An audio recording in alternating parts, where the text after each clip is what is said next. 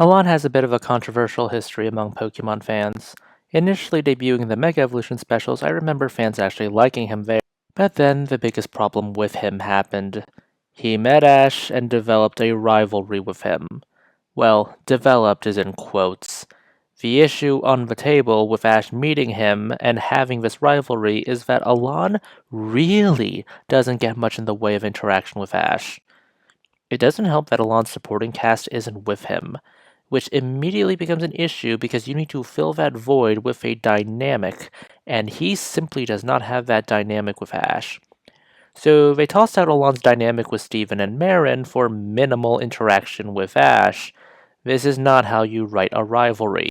Alain was interested in the bond phenomenon with Ash Gray Ninja because it's similar but not the same as Mega Evolution Energy. Meanwhile, Ash was more interested in fighting a very strong opponent, which Alain was. It doesn't help that Ash was only defeated by Alain in basically every encounter they ever had, so there really isn't much in the way of a dynamic, at least a strong dynamic. You can beat around the walls of the box, but you can't go outside the box. I'm not a fan of the rivalries, mostly for their battling records, but I'm actually a fan of them for their personalities.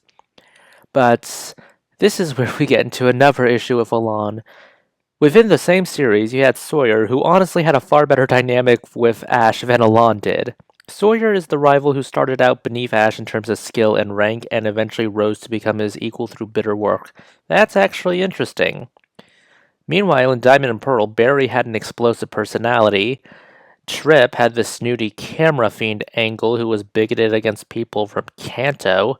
What world are we living in where I'm praising that waste of potential over something from X and Y?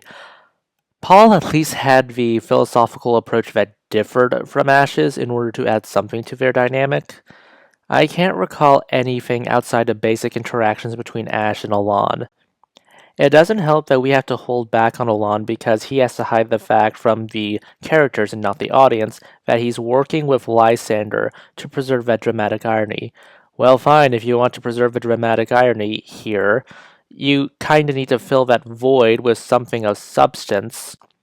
I guess you could make the argument that he's stronger than Ash, but being blinded by his desire for strength makes him a weaker character from being manipulated on other ends. But frankly, symbolism without substance comes off as supercilious. Even the battles, while well animated and dynamic, still suffer from one thing.